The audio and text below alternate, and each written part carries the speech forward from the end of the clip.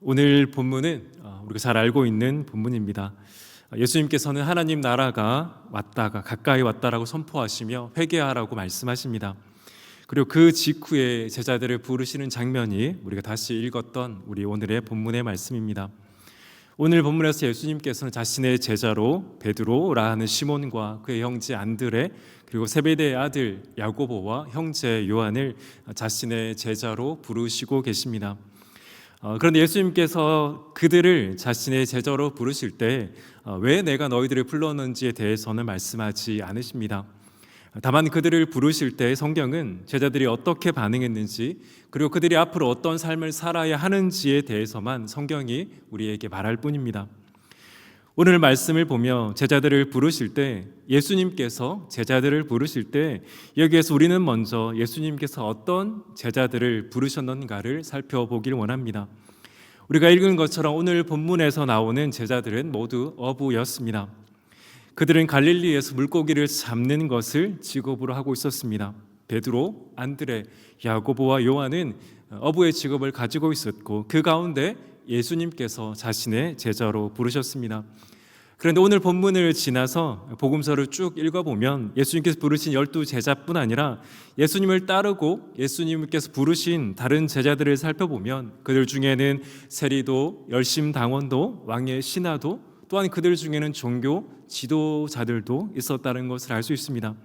또 남자뿐 아니라 여자들 중에도 주님을 따르는 제자들이 있었습니다. 가난하고 천한 자들뿐 아니라 부하고 높은 지위에 있는 자들 중에도 예수님의 부르심을 받은 제자들이 분명히 있었습니다. 나아가 그들 중에는 유대인뿐 아니라 이방인들 중에서도 주님을 따랐고 주님께서 베풀어 주신 이적을 경험했던 수많은 제자들이 있었습니다. 즉 예수님께서 부르신 그 제자들을 보면 예수님께서 그들을 부르실 때 세상적인 조건과 상관없이 강권적인 부르심으로 자신의 제자로 부르신다는 것을 우리는 제자의 부르심을 통해 알 수 있습니다. 저는 감사하게도 성도님들의 후원과 기도 그리고 하나님의 은혜로 요르단 단기 선교를 잘 다녀왔습니다. 선교 기간 중에 갈릴리 호수가 보이는 요르단 지역에 있는 가이스라는 지역을 방문할 기회가 있었습니다. 이곳에서는 대각선으로는 갈릴리 호수가 보였고 바로 앞으로는 성경에 나오는 데가볼리 군대의 귀신 들렸던 그 자가 치유받았던 거라사가 제 눈앞에 보였습니다. 복음서를 읽어가다 보면 예수님께서 주로 유대인들이 사셨던 곳에서 활동하시지만 한 부분을 보면 두로와 시돈을 거쳐 그리고 데가볼리를 지나 갈릴리 호수 건너편 남쪽까지 내려오신 것을 우리는 볼 수 있습니다. 선교사님께 여쭤보았을 때 저희가 있었던 그 지역이 바로 그 칠비영이의 기적이 베풀어졌던 곳에서 멀지 않은 곳이라고 말씀해 주셨습니다. 그곳에 잠시 팀원들과 하나님의 말씀을 나눌 수 있는 기회가 있었습니다. 팀원들과 말씀을 나누면서 하나님께 주셨던 은혜는 바로 이것입니다. 당시 저희가 있었던 그 갈릴리 호수가 보이고 거라사가 보이는 그 지역조차 이방 땅이었지만 우리 주님께서는 유대인 지역뿐 아니라 그 이방 땅까지 오셔서도 복음을 전하셨고 그곳에서도 이적을 베푸셨습니다. 그 결과 그곳에서도 예수 그리스도를 믿고 하나님의 제자가 되는 예수 그리스도의 제자가 되는 자들이 당시에도 분명히 있었습니다. 그런데 안타깝게도 이제는 그곳은 하나님을 알지 못하고 헛된 신을 섬기는 자들이 살고 있는 그곳으로 변화되었습니다. 그런데 정말 은혜가 되었던 것은 당시로 생각하면 이방인 중에 이방인이었던 바로 이 땅 가운데 살고 있는 저희 팀이 그곳에 가서 그 땅과 그 땅의 영혼들을 위해서 기도하고 중보할 수 있다는 걸 생각할 때 하나님께서 우리에게 주신 얼마나 큰 은혜인지를 마음속에 주셨고 그 은혜를 생각할 때 마음이 벅찰 수밖에 없었습니다. 이 은혜를 생각할 때 우리와 같이 당시로 생각한다면 그곳이 이방 지역이었다라면 우리가 있는 이곳은 이방인이 살고 있는 중에서도 이방인들이 살고 있는 지역이었습니다. 그런데 그 하나님의 은혜로 저와 여러분은 하나님의 자녀로 예수 그리스도의 제자로 삼아 주셨다는 걸 생각하면 그것이 얼마나 크고 놀라운 은혜인가라는 것입니다. 이처럼 예수님께서 부르신 그 제자들을 보면 그들에게는 제자가 되기 위한 특정한 조건이 없었다는 것을 알 수 있습니다. 우리 주님은 그저 강권적으로 제자 한 사람 한 사람을 부르셨습니다. 바로 그들을 통해 하나님 나라를 선포하기 위해 그들 중에 조건을 보시는 것이 아니라 그저 하나님의 은혜로, 하나님의 선택하심으로 그들을 예수 그리스도의 제자로 부르신 것입니다. 사랑하는 동산의 양가족 여러분, 우리 역시 우리 구주 예수 그리스도께서 부르셨기 때문에 하나님의 제자, 하나님의 자녀 예수 그리스도의 제자가 된 것입니다. 만약 우리 주님께서 저와 여러분을 부르지 않으셨다라면, 저와 여러분을 선택하지 않으셨다라면 우리 역시 예수 그리스도를 알지 못한 채, 그 하나님을 알지 못한 채 살아가다가 영원한 형벌을 받는 인생을 살았을 뿐일 것입니다. 그런데 이방인 중에 이방인이었던 바로 저와 여러분을 사랑하시고 선택하시고 부르셔서 예수 그리스도의 제자로 삼아 주셨으니 이 얼마나 큰 은혜입니까? 2025년의 마지막 날, 저와 여러분의 올 한 해를 정리하며 어떠한 감사의 제목이 있습니까? 올 한 해의 삶이 정말 힘들고 고된 시간을 지나오셨을 수도 분명히 있을 것입니다. 그러나 우리는 이 시간 올 한 해를 정리하고 분명히 기억하며 깨닫기를 원합니다. 우리 주님께서 저와 여러분을 선택하시고 부르시고 제자로 삼아 주신 것이 은혜입니다. 우리는 그 은혜를 당연히 누려야 될 자가 아니라 주께서 저와 여러분을 사랑하시기에, 저와 여러분을 제자로 부르셨기에 우리가 하나님을 알고 예수 그리스도의 제자가 되어서 저 영원한 하나님의 나라에 걸어갈 수 있는 제자의 삶으로 부름받은 것입니다. 그러기에 먼저 저와 여러분에게 올 한 해를 정리하며 우리를 부르신 그 은혜에 대한 감사가 있기를 간절히 소원합니다. 우리는 은혜 받을 자격, 우리는 부름받을 자격, 우리는 선택받을 어떠한 자격도 없던 그저 멸망받아 마땅한 인생들이었습니다. 그러나 우리 주님께 찾아오셔서 부르시고 제자로 삼아 주셨으니 그것이 바로 은혜이고, 우리의 삶에 올 한 해 어떠한 일이 있었던지 그 모든 것을 제쳐두고 감사할 제목이 바로 우리를 부르신 그 구주 예수 그리스도의 은혜에 있다라는 것입니다. 그 은혜 가운데, 우리의 삶 가운데 주셨던 그 은혜를 붙드시고 나아가시는 은혜가 있기를 간절히 소원합니다. 그렇다면 우리 예수님께서 우리를 은혜로 부르셨는데 우리는 그 부르신 그 예수 그리스도의 부르심 앞에 어떻게 반응해야 될까요? 분명한 것은 제자로 부르신 예수님의 부르심은 우리 살펴본 것처럼 정중하거나 우리가 따져보아서 합리적인 초청은 아니라는 것입니다. 예수님께 제자를 부르시고 나를 따라오라고 말씀하실 때 그들에게 나를 따르는 길이 어떤 길인지에 대해 자세히 설명하지 않으십니다. 물론 우리 주님은 그들을 부르시고 난 후에 나를 따르는 길이 어떤 길이다라고 말씀하시지만 정작 부르실 그 순간에는 나를 따르는 길에 대해서 말씀하지 않으십니다. 오늘 본문 마태복음 4장 19절 상반절과 21절 하반절입니다. 말씀하시되 나를 따라오라 보시고 부르시니, 우리 주님은 그저 그들에게 나를 따라오라고 말씀하실 뿐입니다. 그리고 그들을 보시고 그저 부르셨다라고만 말씀합니다. 나를 따라오면 너의 삶 가운데 어떤 일이 일어나고 나를 따라오면 내가 너에게 무엇을 줄 것인지에 대해 부르시는 그 순간에는 말씀하지 않으십니다. 우리 주님 그저 부르시고 제자들은 그저 따라갈 뿐입니다. 그렇다면 우리는 우리를 제자로 부르신 그 주님 앞에 어떻게 반응해야 될까요? 오늘 본문의 제자들은 어떻게 그 주님의 부르심 앞에 즉시 순종해서 주님을 따라갈 수 있었을까요? 먼저 우리가 기억해야 될 것은 오늘 본문의 제자들 역시 스스로 그들이 깨달아서 반응하지 않았다라는 것입니다. 우리 주님의 우리를 향한 부르심은 주권적이고 강권적인 부르심입니다. 그래서 우리의 부르심은 우리가 시작하는 것이 아니라 우리 주님께서 시작하신 것입니다. 그러나 그럼에도 우리는 어떻게 오늘 본문의 제자들이 주님의 부르심 앞에 자신의 생업을 버리고 자신의 가족을 버리고 예수님을 떠날 수 있는가는 생각해 보아야 합니다. 누가복음 5장 8절을 보면 예수님께서 베드로를 부르시는 그 구체적인 장면이 나오는 것을 확인할 수 있습니다. 누가복음 5장 8절의 말씀을 우리 한 목소리로 함께 읽도록 하겠습니다. 시작. 시몬 베드로가 이를 보고 예수의 무릎 앞에 엎드려 이르되 주여 나를 떠나소서 나는 죄인이로소이다 하니. 아멘. 베드로가 밤이 새도록 수고하여 물고기를 잡았지만 베드로는 단 한 마리의 물고기도 잡지 못했습니다. 그때 우리 주님께서는 베드로에게 깊은 곳에 가서 그물을 내려라고 말씀하십니다. 베드로는 그 말씀에 순종했고 그 결과 놀라운 것을 받아들이게 됩니다.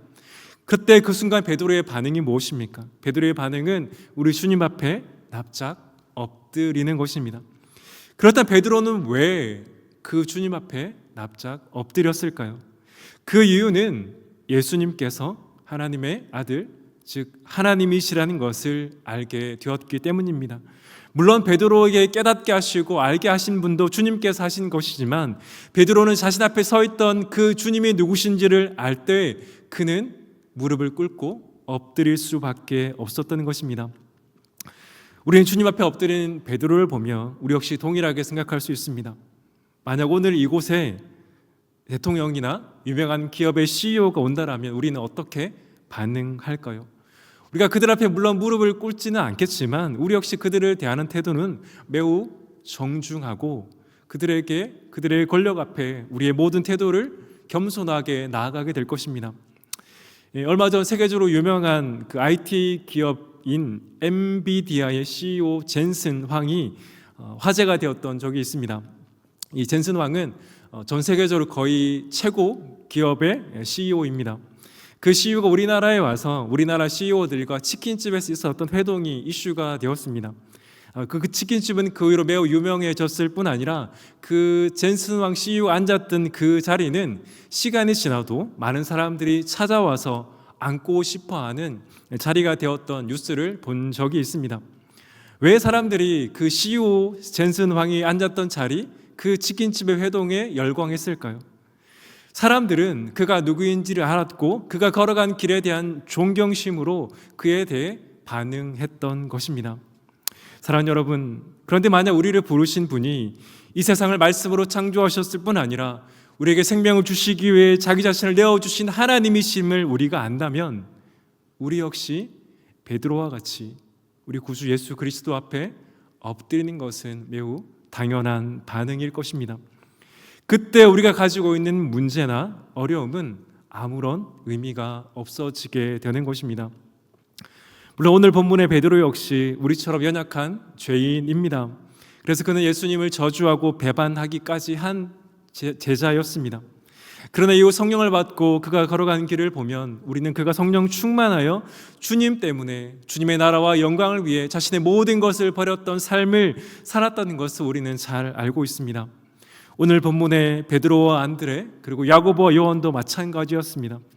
그들이 주님이 부르실 때 자신의 생업인 배를 버려두고 그들의 부모를 두고 떠나는 것은 하나님이 부르실 그때, 하나님이신 주님이 부르실 그때 이 세상에서 따지는 그 모든 가치가 빛을 잃어버렸기 때문입니다.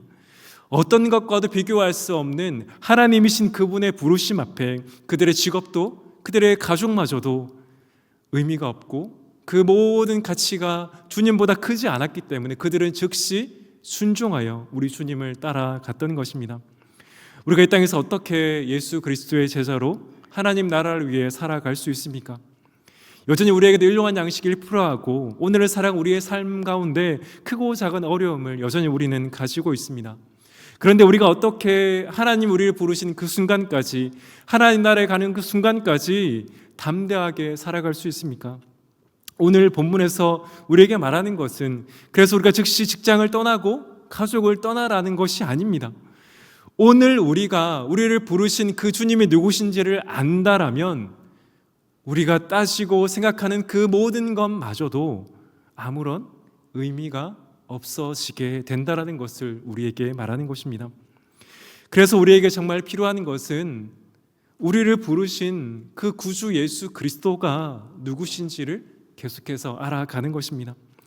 베드로 사도는 베드로후서 3장 18절에서 이렇게 권면하였습니다. 오직 우리 주 곧 구주 예수 그리스도의 은혜와 그를 아는 지식에서 자라가라. 영광이 이제와 영원한 날까지 그에게 있을지어다. 아멘. 우리 여기 계신 믿음의 우리 모든 선배님들께서는 평생에 우리 주님을 알아가기에 열심을 내실 줄 압니다. 믿음의 선배님들의 모든 인생 가운데 그 주님을 하루 알아가는 그 기쁨을 지금도 누리고 있음도 저는 압니다. 그런데 우리 주님께서 말씀하시는 것이 무엇입니까? 그럼에도 내가 너를 부르는 그 순간까지 나를 알아가기에 열심을 내라는 것입니다. 왜입니까? 우리가 주님을 알면 알수록, 주님이 누구신지를 알면 알수록 우리는 주님 앞에 엎드릴 수밖에 없기 때문입니다. 사랑하는 동산의 양가족 여러분, 지금까지 주님을 따라 열심을 낸 믿음의 모든 선배 여러분, 정말 우리는 우리 구주 예수 그리스도를 더욱더 알아가기에 열심을 내어야 합니다. 이 명령은 초신자나 그 믿음의 길을 지금까지 걸어오고 있는 우리 모두에게 우리 주님께서 주신 명령입니다. 그리고 우리 주님을 알아가면 알아갈수록 우리는 우리를 부르신 그 주님 앞에 엎드리고 우리가 따지고 생각하는 그 모든 것마저도 빛을 잃어버리게 되는 그 은혜를 경험하게 될 것입니다. 2025년을 마무리하고 2020년을 시작하는 지금, 정말 저와 여러분의 그 소망 가운데 우리 구주 예수 그리스도를 그 아는 지식이 자라기를 하는 소망이 더욱더 있기를 간절히 소원합니다. 올 한 해도 주님을 더욱더 알아가셨지만 내년 한 해도 주님을 더욱더 알아가시는 그 예수 그리스도의 제자의 길을 걸어가시는 그 은혜가 있기를 예수 그리스도 이름으로 간절히 축원합니다. 그렇다면 마지막으로 주님을 따라가는, 주님의 부르심 앞에 엎드려 주님을 따라가는 그 제자의 삶의 특징은 무엇일까요? 두 가지로 살펴보고 말씀을 마무리하기 원합니다. 첫째, 제자의 삶의 특징은 고난과 박해가 있다라는 것입니다.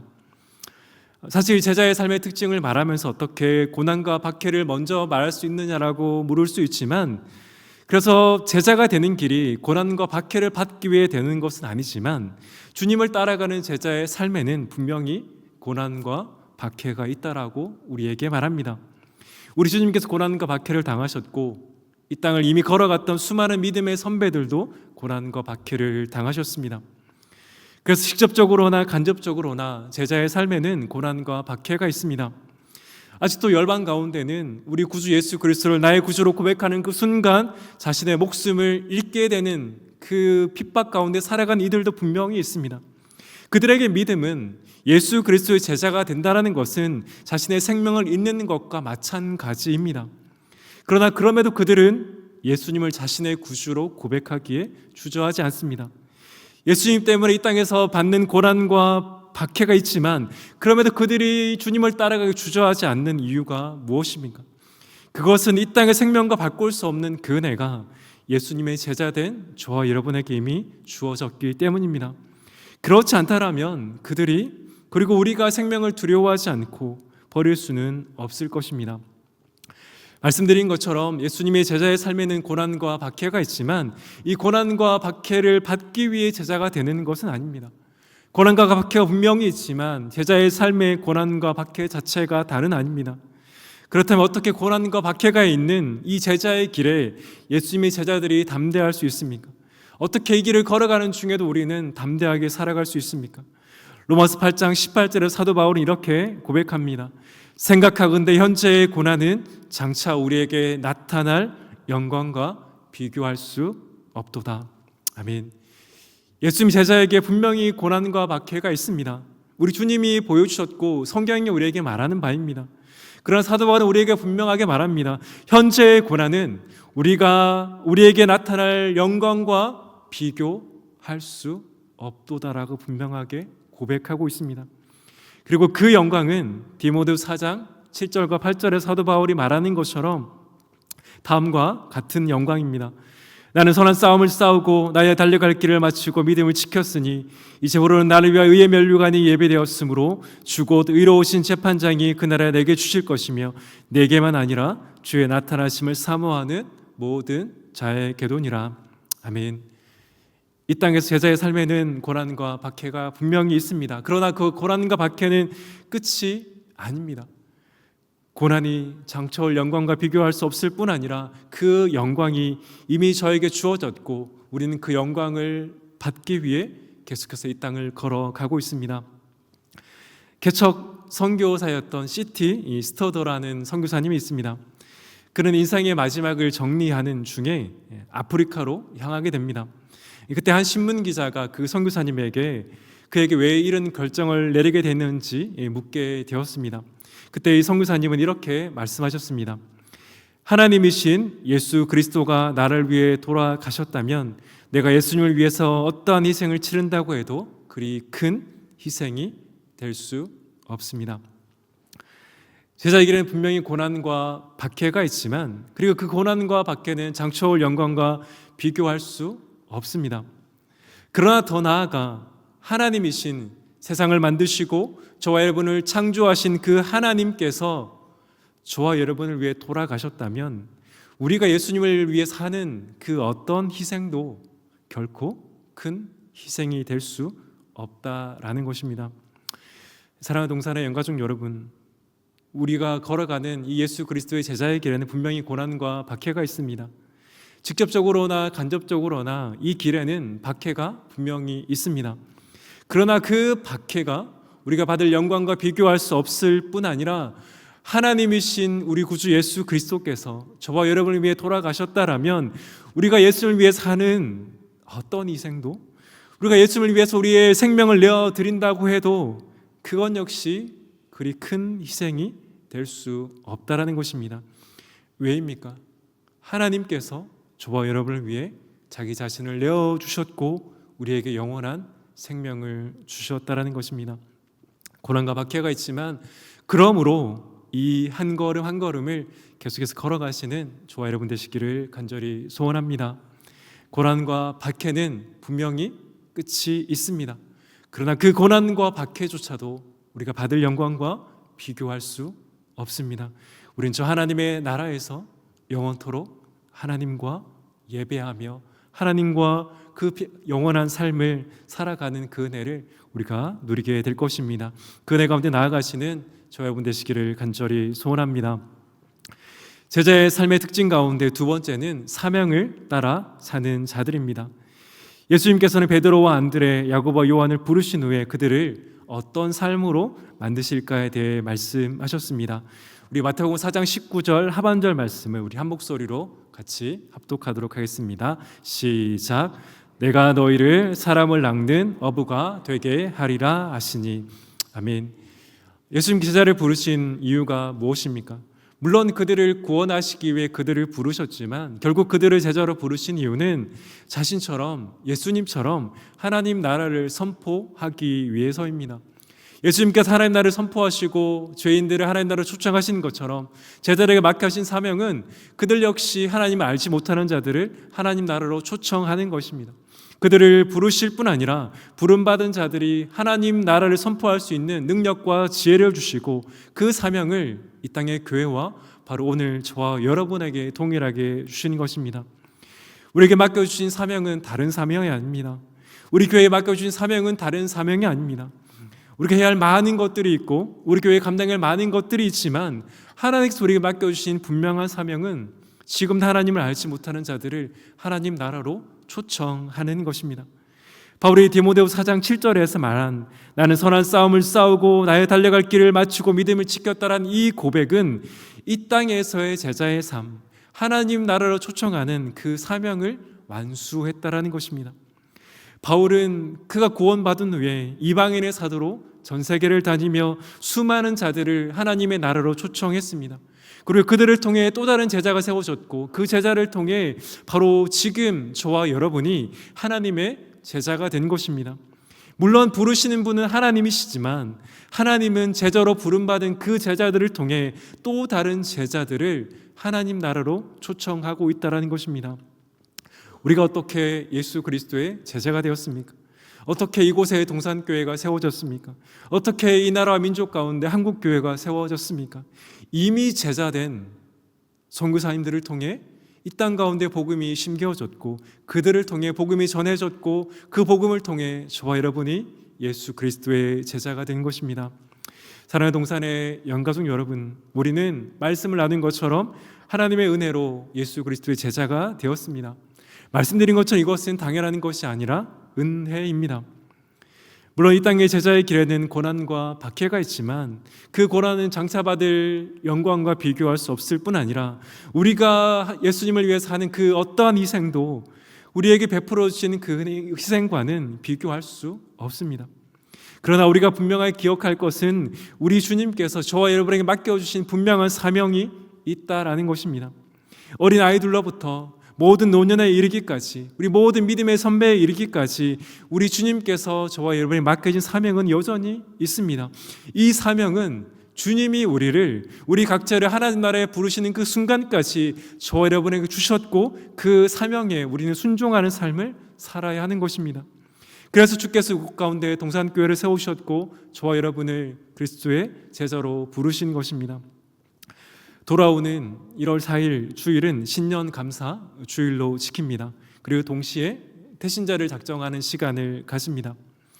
태신자 작정은 한 해를 반복되며 계속해서 하는 것이지만, 이것은 반복된 행사 중에 하나가 아니라 제자의 사명을 감당하는 것입니다. 어떤 분들은 수십 년 동안 우리 가족의 이름을 젓고 기도하며 초청하는 분도 계시고, 또 어떤 분들은 이제 막 우리의 이웃과 우리가 방문하는 가정과 직장과 또 사업장에 누군가를 초청하기 위해 태신자로 작정하기도 합니다. 어떤 경우든 우리가 이 사명을 감당해야 하는 이유는, 우리 교회가 이 사명을 감당해야 하는 이유는 주께서 이 땅에 있는 교회들에게, 예수 그리스도의 제자된 우리 모두에게 맡겨준 사명이 하나님 나라를 선포하고 그들을 하나님 나라로 초청하는 사명을 우리에게 주셨기 때문입니다. 대신자를 작정하고 기도하고 초청하는 것, 그것이 바로 저와 여러분에게 주어진 사명임을 잊지 않으시기를 예수 그리스도 이름으로 간절히 축원합니다. 우리가 작정하고 우리가 기도하고 우리가 초청하지만 그들의 마음을 여는 분은 성령 하나님이십니다. 우리가 해야 될 것은 그들을 이름을 적고 그들을 위해 기도하고 그들을 초청하고 주의 말씀이, 복음이 그들의 심령 가운데 심겨지기를 간절히 기도할 뿐입니다. 바라기는 우리에게 맡겨진 이 사명을 끝까지 감당하시는 그 은혜가 있기를 간절히 소원합니다. 예수 그리스도의 제자는 바로 우리 주님이 걸어가셨던 길을 그대로 따라가는 자들입니다.